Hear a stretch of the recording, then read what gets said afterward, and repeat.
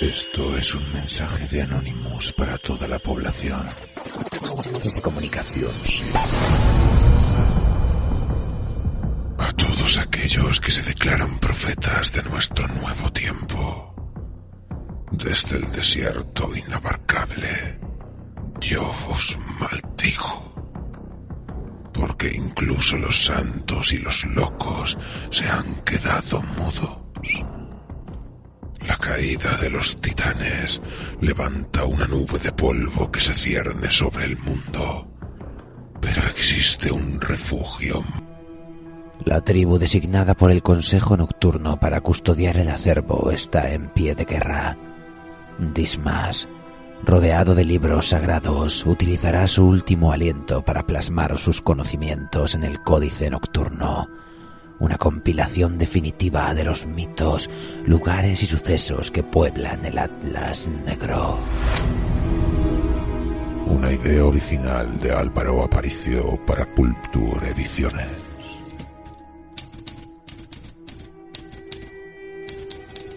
Humo, que Darius acumuló la confianza suficiente para abordar temas de un hermetismo solo aparente.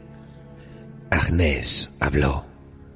Con Annette sentada a los astre con el diario sobre sus rodillas, Fabrizio acodado en una barandilla del nivel superior con su cuaderno de dibujo, y Darius, en éxtasis perpetuo, revolviendo los estantes de las librerías. Así consumieron las madrugadas en compañía de una hija de la muerte que jamás se opuso a contestar una pregunta. Si acaso, quizá la respuesta no fuera clara, pero jamás callaba. Annette Moyne escribió, con una caligrafía descuidada que ponía de manifiesto su extenuación tras horas de una exigente atención. A petición del maestro, interesado en un tratado de magia curativa, la anfitriona comenzó a hablar de su deambular por un lazareto de Génova, cuando de pronto se sumió en un silencio taciturno. Fabrizio ilustró la escena, con Darius consternado y Agnès acercándose a la chimenea, bajo el título «Mi nombre». «¿Qué ocurre?», susurró de pronto Massenet. Fabrizio no se atrevía a pestañear. Annette contuvo la respiración para oír mejor. «En esa leprosería encontré a una niña idéntica». Agnès se interrumpió a sí misma con un suspiro que contrajo y dilató el fuego y las sombras. Pero no era ella. ¿Quién?, insistió Massenet. ¿Quién era ella? ¿De quién habláis? Del motivo por el cual hoy me llamáis Agnès. En el uso limpio y fluido de la palabra por parte de Moyne, percibo una reconstrucción sesuda, demasiado literaria, a partir del testimonio de Agnès, pero eso no le resta ni un ápice de verosimilitud. Muy al contrario, me hace sentir ahí, en esa biblioteca nocturna, con Darius cayendo de espaldas en una butaca de respaldo alto, y entre truenos se oían las voces de los legionarios que patrullaban las inmediaciones. Boca arriba, retorcida, medio atrapada, las gotas le golpeaban las escleróticas. No necesitaba parpadear. En esa fosa común, tráfico bombeado desde la piedra de los tecuellos, todos estaban tan muertos como ella. ¿Quién era esa vez?, se preguntó buscando conectar sus impulsos con un brazo aprisionado. Tiró hasta desembarazarse del peso de un cadáver vecino y se llevó la mano a los ojos. Sus dedos ensangrentados resplandecían con la luz perdida, lejana, de unas antorchas refulgiendo en un pasillo de troncos próximo. Eran dedos de mujer joven, uñas de trabajar la tierra, muñecas de hambre. Emergió del amasijo de cadáveres debatiéndose como un pez atrapado en una red y trepó, desnuda hacia la superficie, quizá violada, quizá torturada, quizá testigo de la ejecución de su familia, con una puñalada en el vientre. Capturó un matojo de pasto fuerte y se izó con rapidez. Medía 1,5 metros y no pesaba más de 30 kilos. A través de los relámpagos de la tormenta, avistó las ruinas del pueblo, 23 cabañas mal incendiadas por la intervención de la lluvia. Desconocía cuál pertenecía a la mujer que había decidido poseer. Desconocía también en qué punto de las Calias había despertado. La única certeza que Agnès albergaba era que las legiones de César acampaban cerca y que las patrullas, aburridas, visitaban los asentamientos arrasados en busca de divertimento y objetos de valor. 3 antorchas muy dispersas recorrían la profundidad del macizo forestal, pero advirtió la presencia de una cuarta en el interior de la cabaña mayor, la que presidía la plaza del pueblo, la única que no parecía inmensamente humilde, y pensó que si merecía la atención de saqueadores, encontraría alguna prenda para disimular su desnudez. Caminó descalza sobre la hierba. Las irregularidades de la tierra murmuraban el galope de la caballería germana, describiendo círculos mientras ardían los techos de paja. Agnès se internó por la única callejuela del Villarrió, un latigazo de tierra horadada por las carreteras y los bueyes, y descubrió un escenario vaciado, un teatro sin actores. El viento se ensañaba con las soledades, agitando puertas y ventanas que tiempo atrás alguien hubiera sujetado. Entró en la cabaña mayor al son de un trueno que retembló en sus talones. La antorcha de los saqueadores se había desplazado a una estancia interior de la vivienda, sumiendo la entrada en penumbras. Agnès no tenía intención de confrontarlos. Su único propósito era obedecer los mandatos que la hacían despertar cada vez. Así se adentró en la cabaña, indiferente al desorden de restos y recuerdos, y pronto comprendió que aun siendo la residencia del jefe del pueblo, los 6 años previos de caos y guerra habían bastado para ahogarlos a todos en la pobreza. Quizá los saqueadores llegaran a la misma conclusión, pues no tardaron en reconducir sus botas hacia la salida. Antorcha y pisadas ganaron intensidad hasta que la llama la alumbró. El cadáver de una mujer que de pie en mitad de un salón arrasado devolvía la mirada. Eran 3. El más joven, el más estúpido, cruzó la mano derecha sobre su estómago y desenvainó el puñal que pendía de su cinturón con tal torpeza que el filo le abrió un tajo en el anverso del brazo izquierdo, no lo suficientemente apartado de la trayectoria del arma. Quien sostenía la antorcha apuntó el fuego hacia la reanimada mientras el último saqueador, fuera de sí, le preguntaba al muchacho del puñal qué clase de maldición le había lanzado la aparición para que sangrase de aquella forma. Pero Agnès no albergaba ninguna aversión al hombre. Estar ahí, ser testaferro de la muerte, solo cumplía el propósito de acudir al epicentro del clamor, donde más la necesitaran, donde la parroquia, aburrida del límite de sus fronteras, aprovechase la coyuntura para suponer un riesgo. Ahí estaría. Por eso, consciente de su aspecto, se movió a un costado para franquearles el paso. El portador de la antorcha, cabecilla de la partida de saqueo, no supo interpretar el gesto. El muchacho, muy grave, tenían que regresar al campamento y rezar porque el hospital no estuviera abarrotado. «Vamos a pasar», vociferó el portador de la antorcha. «No te muevas». Agnès, impávida, asistió a un breve instante de organización, en el cual el segundo cogía al joven por detrás, mientras el cabecilla avanzaba con una mezcla de terror y violencia. «¿Qué hacéis aquí?», siseó Agnès. El portador de la antorcha se paró frente a ella con una brutal contrariedad. El segundo pasó por detrás, mirando de soslayo, con el joven balbuceando que se dormía. «¿No regresabais a vuestra patria?», insistió Agnès. «¿Por qué seguís aquí?» «¿Qué druida te ha despertado?», espetó el hombre. «Ninguno», contestó seca. «Contesta mis preguntas. ¿Por qué acampáis aún en la Galia? ¿Regresabais a Roma?» El hombre entornó los párpados, confuso con la deriva de la conversación. No se trataba solo de la naturaleza sobrenatural de su interlocutora, sino del valor de la información que exigía conocer.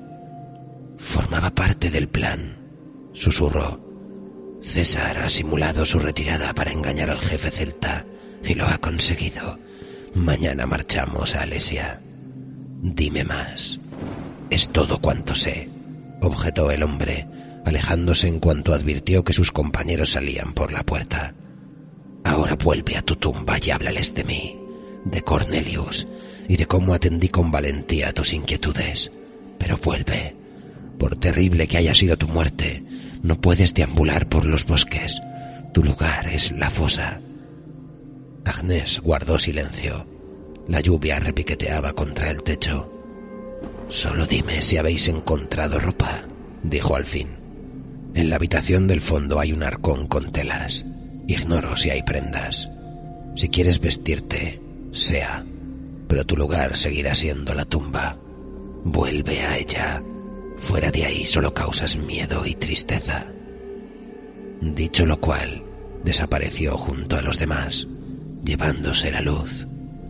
Agnès meditó unos segundos sobre la coherencia de las respuestas del legionario y, dándolas por creíbles, se dirigió a la habitación del fondo.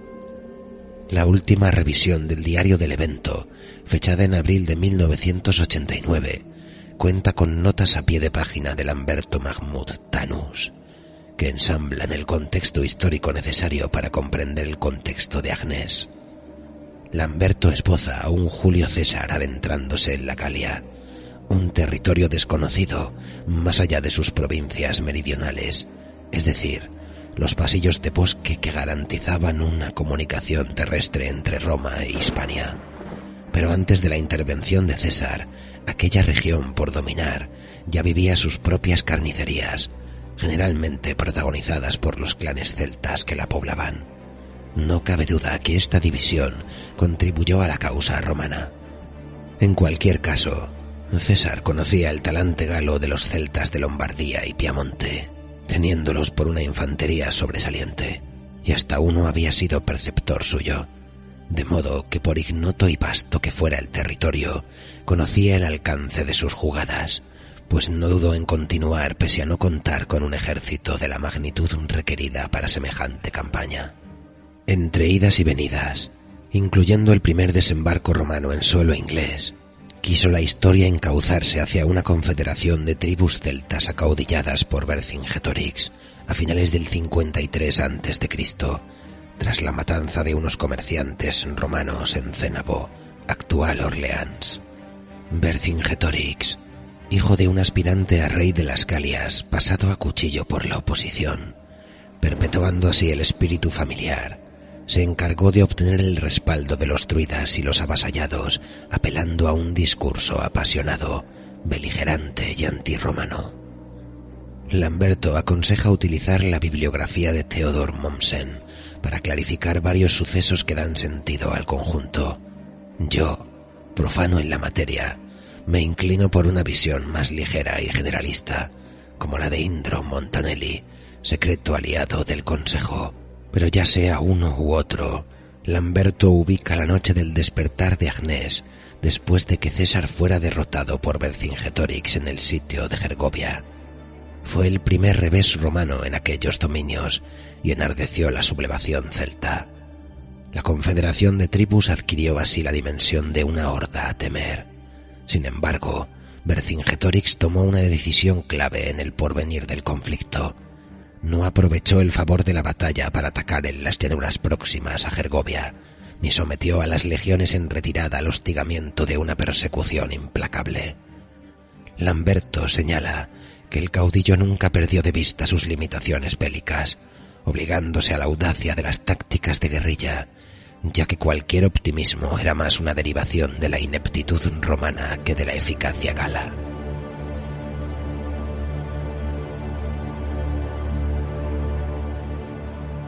Llegamos así al falso repliegue de César al sur, a la frontera itálica, que parecía desesperado por habituallar a sus legiones, dado que Vercingetorix había adoptado la política de tierra quemada para con los suyos, de manera que ningún romano pudiera abastecerse a través del saqueo. Falso repliegue, repito, porque en cuanto César escuchó la noticia de que Vercingetorix mordía el anzuelo y se retiraba a Alesia, puso su descomunal maquinaria militar en movimiento de vuelta al norte, rumbo a dicha ciudad, con sus onagros y escorpiones, rencores y arrogancias. Pero ahora regresaremos a la reconstrucción de Agnès, al traqueteo de una carreta tirada por asnos al atardecer.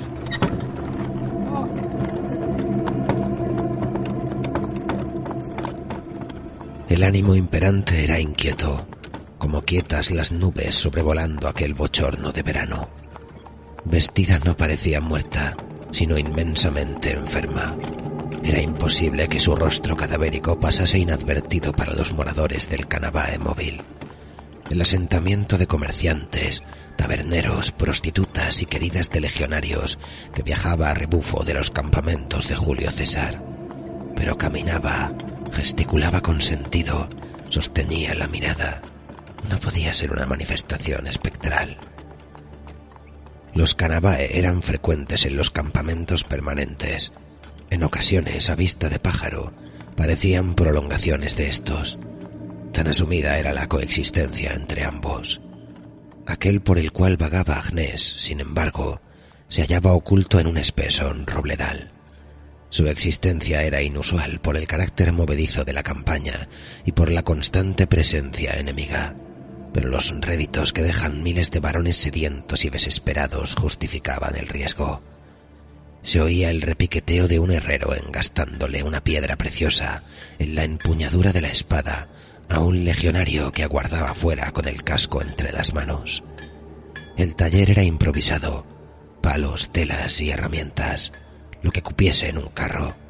Agnès pasó junto al soldado y este, primero extrañado, decidió echarse hacia atrás con una mezcla de asco y rabia, como si ella fuera una tísica que no supiera guardar las distancias. Indiferente a cualquier hostilidad, la reanimada vislumbró la figura del herrero en la penumbra al pasar frente a la entrada de la tienda. Se quitaba el sudor de la frente con un antebrazo rechoncho y murmuraba griego por lo bajo, insatisfecho con el resultado de su trabajo. Estalló un clamor de carcajadas y gritos desde el final de la calle. Las siluetas que convergían desde los callejones de tiendas, con ánimo clandestino, ponían rumbo a la taberna. Agnès, vacilante, apretó las mandíbulas y siguió aquel ejemplo, zozobrando en un trance sostenido de alerta. La noche en el Canavae se reducía a cuencos de vino, la lumbre parpadeante de las antorchas y anécdotas del campo de batalla. Y sin embargo, pese a no contar con la presencia de todos los que eran, Roma parecía existir solo ahí. Agnès tropezó por el camino con grupos de rezagados, aún sobrios, grupos satelitales que iban y venían, ebrios, y algún desmayado en los fangos medio resecos de la última lluvia. La taberna lindaba con un claro rodeado de árboles apretujados, donde supuestamente acechaban las espadas enemigas, elevando la frontera de la civilización. Y hela aquí a nuestra Agnès, penetrando en el ensordecedor laberinto de mesas y bancos ocupados por guerreros sin más conversación que la derrota de César en Gergovia y su aparente revanchismo al movilizar todas las legiones a Alesia. La brisa nocturna sacudía el techado de telas y aliviaba un calor de moscas y larvas en las heridas. Alguien, confundiéndola con una camarera, le sujetó por el brazo y le pidió vino con voz aguardentosa. Agnès, ajena al sobresalto, no exteriorizó más reacción que una lenta negativa con la cabeza, pero eso no amedrentó al hombre, que la encontró atractiva y, legitimado por su deseo, la forzó a sentarse a su lado, junto a los demás legionarios que compartían mesa a la lumbre de una lámpara de aceite. Agnès accedió, pues no tenía más propósito que comprender a fondo la situación. Nada más acomodarse en el banco y sentir el roce del pasto en los tobillos, un soldado de barba hirsuta le preguntó: «¿Dónde está tu querido?».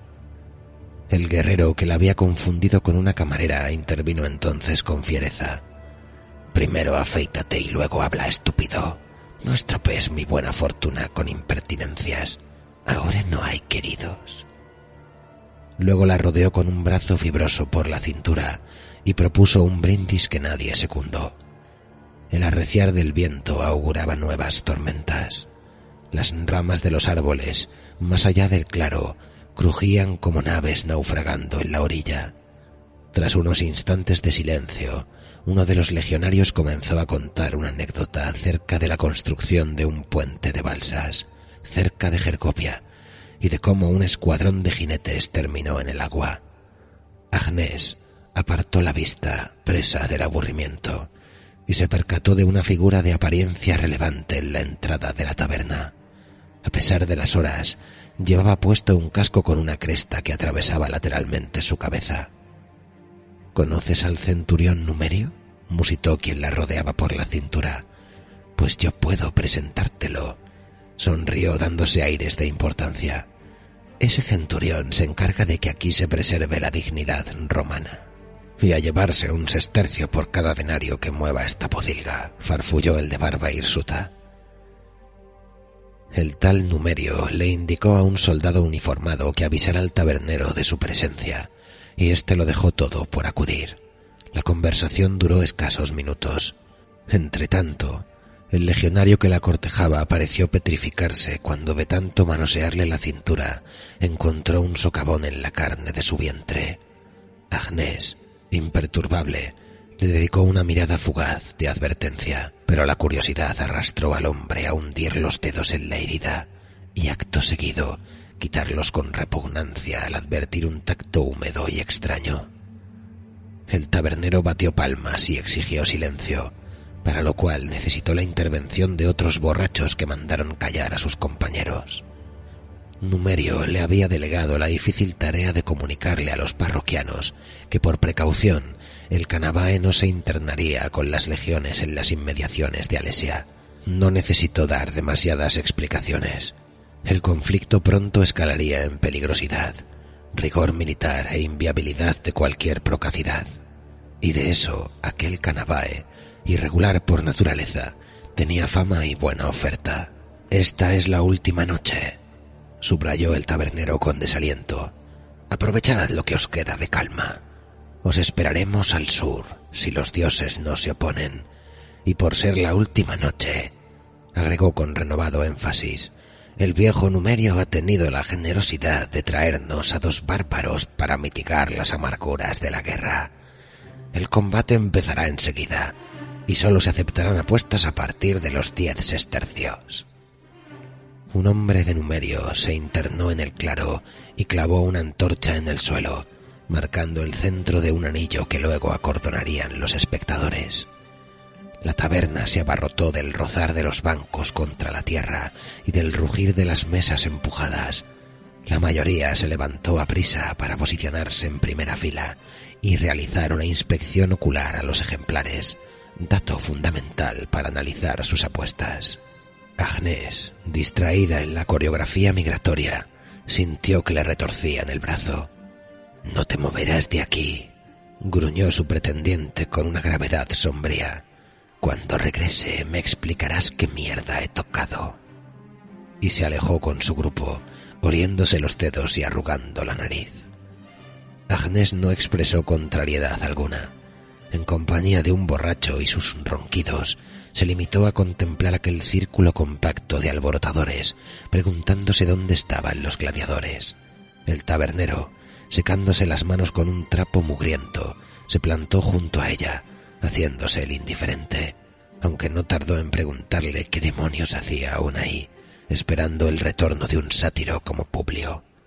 «No sé de quién hablas», masculló Agnès, pendiente de la presentación de los prisioneros, 2 almas desarrapadas y encadenadas que avanzaban hacia la baraúnda a punta de lanza. El árbitro, un delegado del centurión, pidió paso y el círculo de vocingleros se abrió para engullirlos. «El que arrojará su cuerpo a una letrina si sueltas una palabra más alta que otra», contestó el tabernero pesaroso. «Mañana marchan a Alesia. Quizá no tengas que volver a verle nunca. Quédate conmigo. Puedo esconderte bien». Agnès sintió curiosidad por la ligereza del ofrecimiento. Tras sostenerle la mirada, lo que descolocó al tabernero, dedujo que no era un depravado en el sentido estricto de la palabra y que actuaba con un velado interés carnal. Pero lejos, muy lejos de la violencia enfermiza del Publio al que se refería. «Me dirijo a Alesia», contestó al fin. «Viajo con ellos». Devolvió la vista al círculo de hombres. «No tiene propósito esconderme». «Sea», suspiró el otro alejándose en dirección al claro. «Pero estás loca», le oyó murmurar. El árbitro exhortó al público a prestar oídos a las reglas del combate, pero no las sabía, lo que produjo la hilaridad de los borrachos. Sin embargo, ese toque de atención aquietó el guirigay, encauzando las miradas al centro de la arena, y así empezó el combate. Agnès adivinó algún lance de espada entre los huecos del círculo. Los apostantes animaban a su hombre y abucheaban al rival. Hubo algún encontronazo a causa de esto último, donde un flacucho adelantó un pie e hizo tropezar al contendiente contra el que había apostado. Pero hasta el galo que recibía la ventaja, ese para el cual ganar significaba vivir, lejos de aprovechar el tropiezo, quedó pasmado ante semejante ruindad. Instantes después, un gladiador se desplomó sobre el pasto con una brecha en el cráneo, por la cual borboteaba la sangre. Se vitoreó al ganador en tanto se dispersaban los apostantes, desencantados con su fortuna. Agnès pudo al fin observar al celta en detalle, moreno, de buena estatura, con barba y bigote de años. No era un guerrero, quizá un camorrista, pero jamás un guerrero. Los legionarios que celebraron su victoria, entre ellos el tal Publio, gastaron parte de sus sestercios en vino para él. Lo animaron a beber con una vehemencia, mezcla de falsa empatía y arrebato, que no admitía rechazo. El celta accedió. Destrozado psicológica y físicamente, carecía de la disposición para entender lo que ocurría. De hecho, dudaba que lo dejaran vivir, y no se equivocaba. Puesto que el tabernero se negaba a que el bárbaro entrara en la taberna, el más joven de los romanos se encargó de abastecer a los juerguistas del claro. Bebían con una despreocupación en cuyo fondo ronroneaba la miseria. El celta, taciturno, sorbía de su cuenco pensando que hacía una semana era padre, amante y amigo, y que nada de eso volvería. Le pasaron otro cuenco y otro más, y cuando por fin se negó, harto de la sumisión, empoderado por el alcohol, recibió un garrotazo en la sien que lo dejó cual largo era junto a su compañero muerto. Los legionarios abandonaron el claro riendo a carcajadas a causa de un chiste sobre Pompeyo. Agnès frunció el ceño. No entendía por qué le molestaba la situación. La gratuidad, pensó, el absurdo. Pero así ha sido siempre, se convenció. Lo que no fue óbice para que decidiera levantarse. Publio, que regresaba a la mesa, la interceptó por un pasillo de mesas. Traía una media sonrisa endemoniada, del león que limpia a lengüetazos el pelaje de un cordero. «¿Qué haces?», le espetó con aliento avino.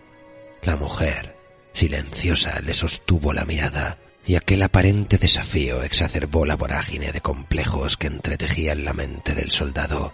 «Siéntate», masculló agarrándola por un hombro y obligándola a darse la vuelta con él. Agnès trastabilló con el primer tirón. Eso la encordió a un punto que ya no era posible mantenerse indiferente. Posó su mano sobre la de su captor, y éste sintió un aguijonazo de medusa que lo hizo soltar con la expresión desencajada. Agnès volvió a su rostro al claro oyendo a sus espaldas. «Me has quemado, hija de puta, me has marcado». Pero la muerta acabó abstrayéndose de aquel gruñir. Además, Publio no tomó represalias. Le ardía demasiado el aguijonazo y la incomprensión, y la cabeza le daba vueltas. Su voz acabó disolviéndose en el escándalo de los parroquianos. Si de normal no parecía cabal, tras aquel revés pareció embargarle una profundísima consternación. Agnès se adentró en el claro apenas tocado por la suave penumbra de las lámparas de aceite de la taberna y el titilar de unas pocas luciérnagas.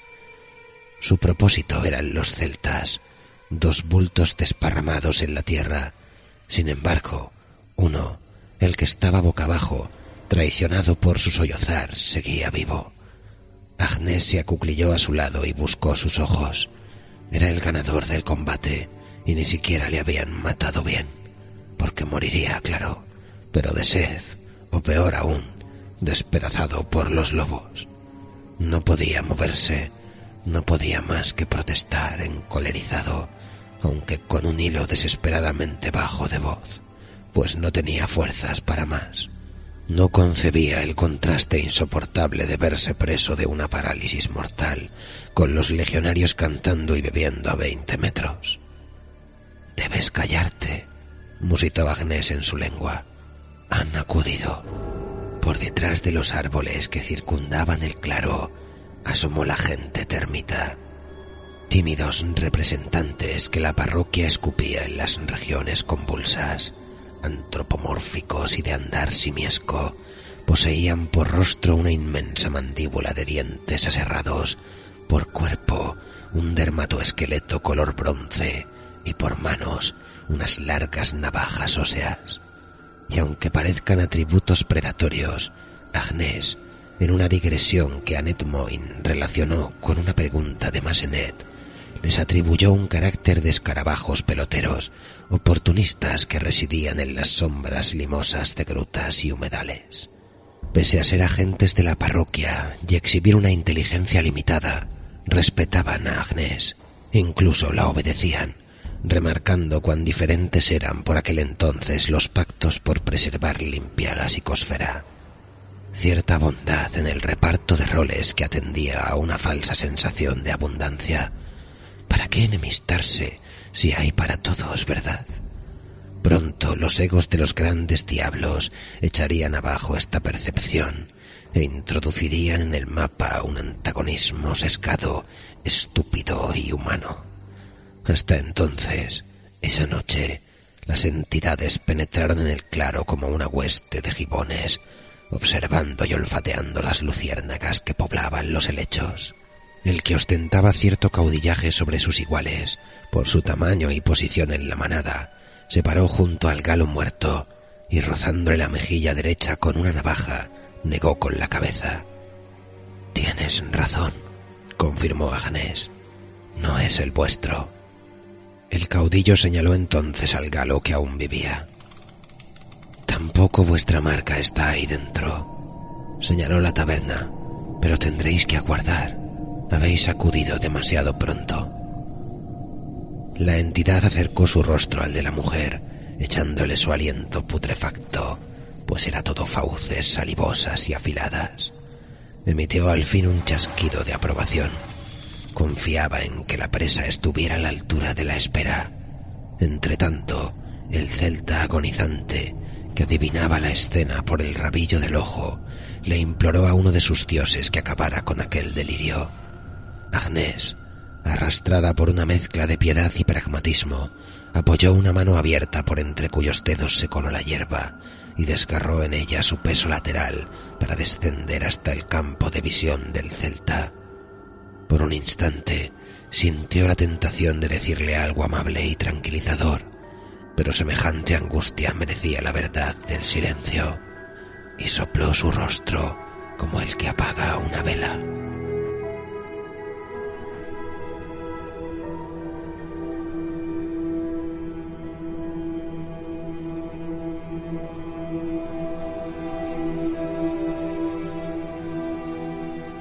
Empezó a clarear tras las ventanas de la biblioteca de Darius Massenet.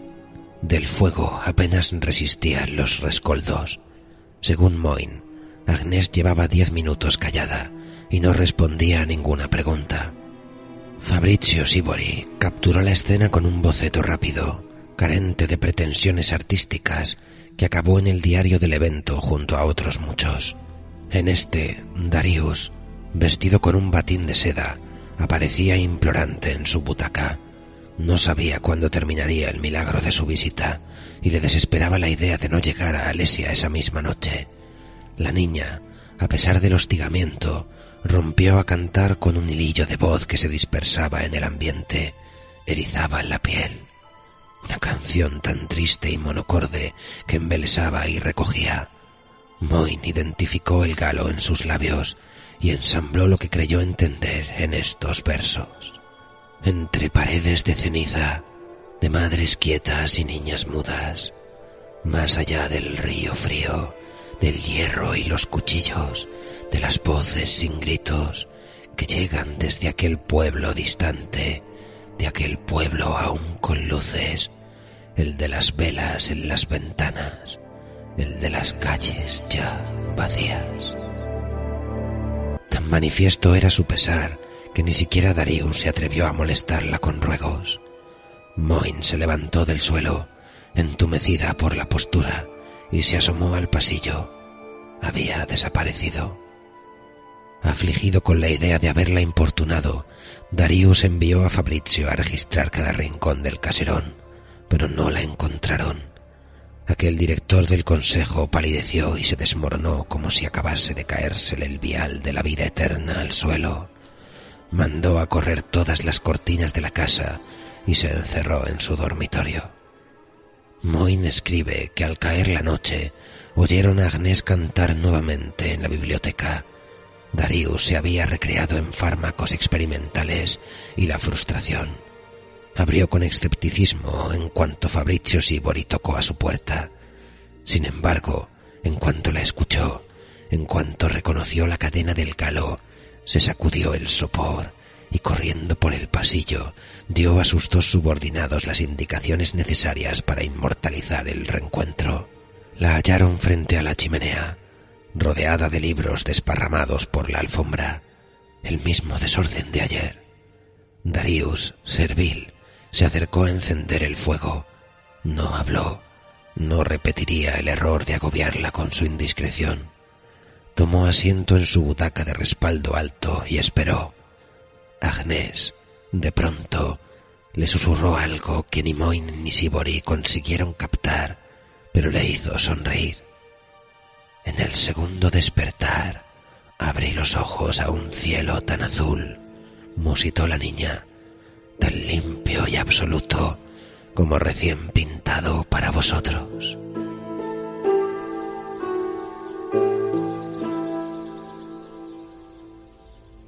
Agnès palpó el suelo y percibió algo extraño que la hizo llevarse la mano izquierda a la cara. Le faltaban dedos, el índice y el anular. De pronto oyó el canturrear de un hombre. Se incorporó con lentitud, adaptándose a las peculiaridades del entorno. Una loma ventosa desprovista de árboles. Encontró a un legionario de perfil, con media cabeza vendada con un trapo, apoyado en una pala clavada en el pasto.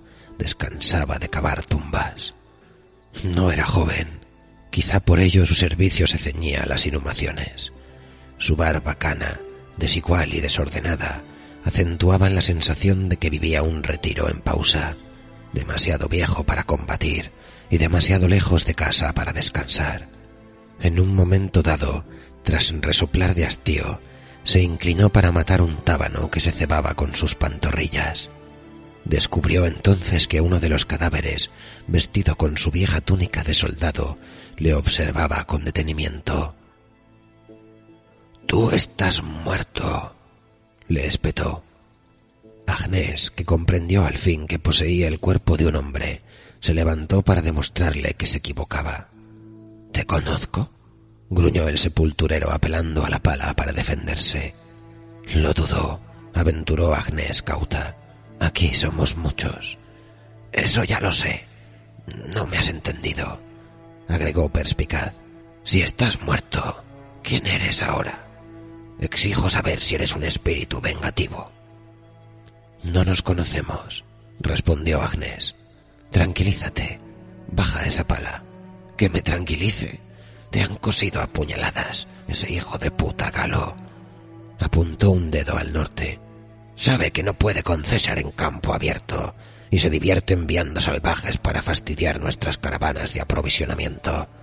No ibas solo, ¿lo recuerdas? Fue una matanza». El cadáver apretó las mandíbulas.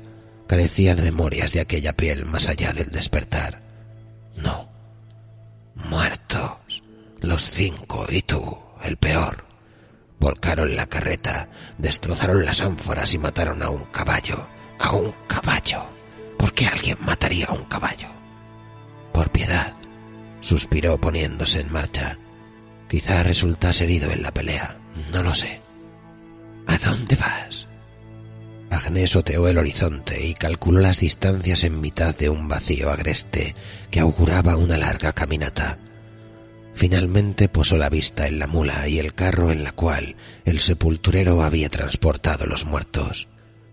«Al hospital del campamento», contestó. «Necesito que me revisen las heridas cuanto antes». Y se palpó el pecho para confirmar que los lamparones de sangre seca seguían ahí. El sepulturero, consternado, arrojó la pala y se llevó las manos a la cabeza.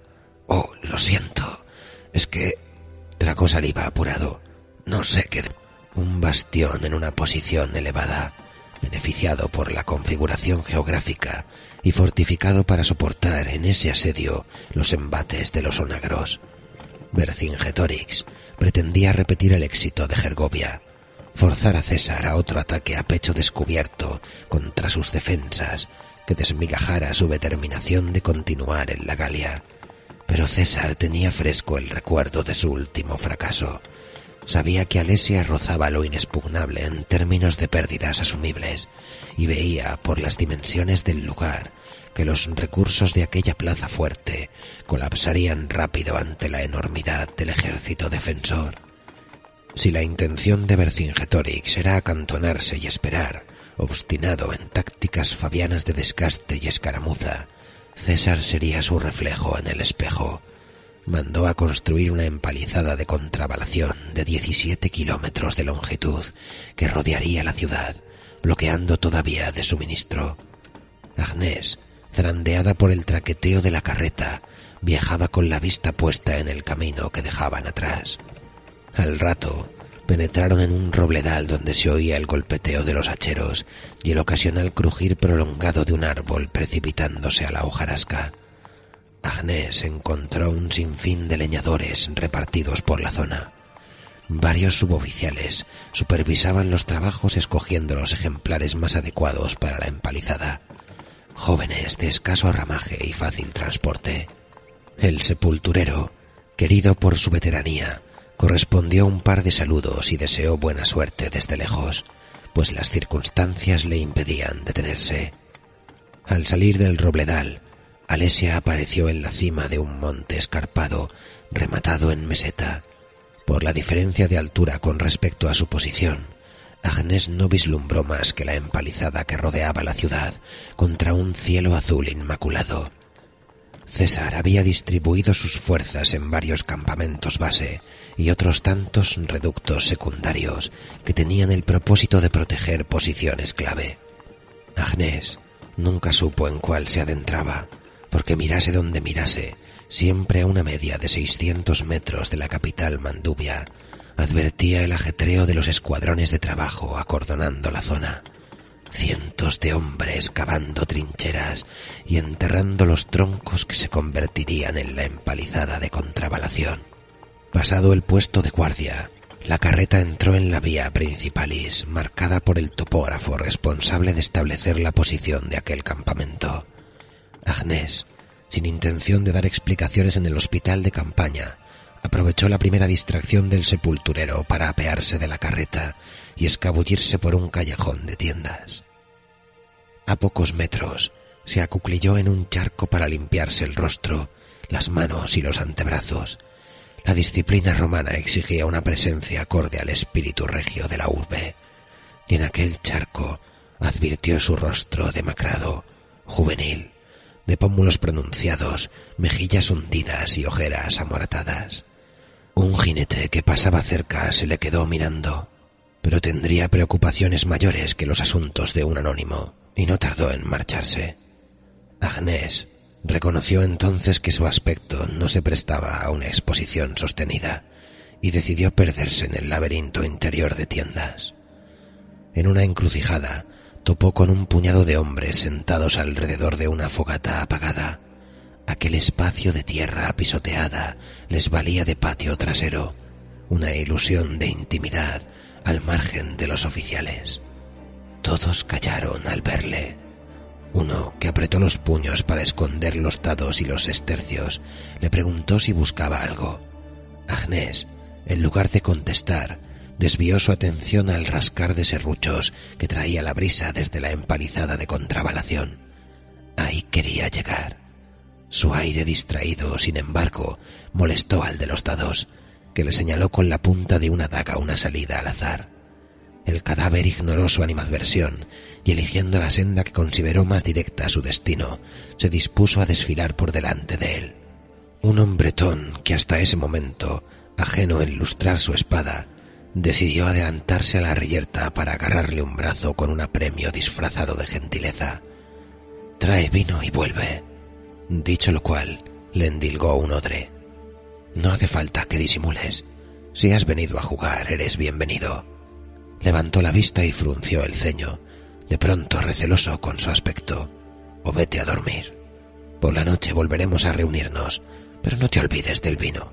No vuelvas sin el odre lleno».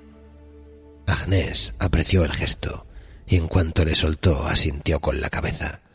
De vuelta en el laberinto de callejones, se puso de puntillas para otear el horizonte por encima de las tiendas. Aunque la proximidad de los serruchos era evidencia suficiente, le tranquilizó atisbar el proyecto de empalizada. En el área de constructores, limítrofe a la tienda de nadie que se abría entre el campamento y Alesia, un muchacho transportaba agua en 2 cubos sujetos a un palo que llevaba sobre los hombros. Los árboles descargados por los convoyes se acumulaban en paralelo a la zanja en la que irían enterrados. Un equipo se encargaba exclusivamente de desramarlos a machetazos. Agnès pasó junto a ellos haciendo crujir la alfombra de corteza. Nadie se fijó en ella. A nadie le importaba otra cosa más que unir la empalizada con la del campamento vecino para que Vercingetorix fijara su blanco en otro punto del bloqueo.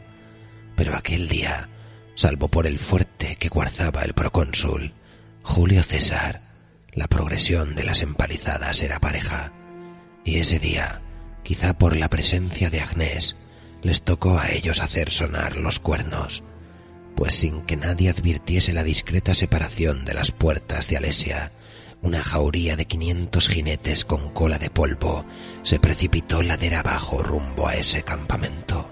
Considerando la magnitud del ejército galo, en torno a los 80.000 combatientes, ese ataque no pretendía atribuirse la resolución del conflicto. Su único propósito era matar a los trabajadores e incendiar la empalizada, y repetir las excursiones hasta que se obrase el milagro del error romano, ese que tanto les valió en Gergovia. Los trabajadores depusieron las herramientas y corrieron a sus tiendas para equiparse debidamente. Mientras tanto, delatadas por el alzamiento de sus enseñas en poder de sus signifieres, las centurias fueron convergiendo desde diversos puntos hasta posicionarse al borde de la tierra de nadie. Un regimiento de caballería germana acudió desde un campamento vecino. Eran reconocibles por su desorden y ferocidad. Agnès se sentó en el suelo salpicado de corteza de